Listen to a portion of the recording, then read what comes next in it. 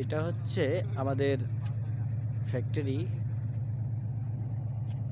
শীতলক্ষ্যার পারে। আর শীতলক্ষ্যার পাশ দিয়ে কাশফুলের বাগান,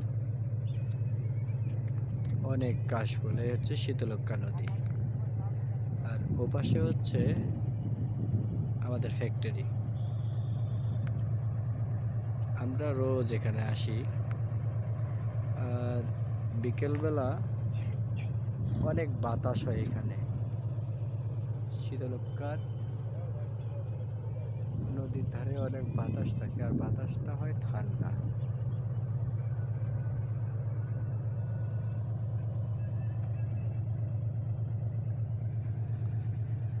মেঘলা আকাশ আর এই সাদা কাশফুলগুলা অনেক সুন্দর লাগতেছে।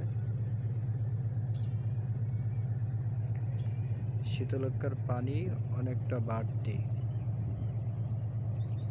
অনেক বেড়ে গেছে বৃষ্টির জন্যে।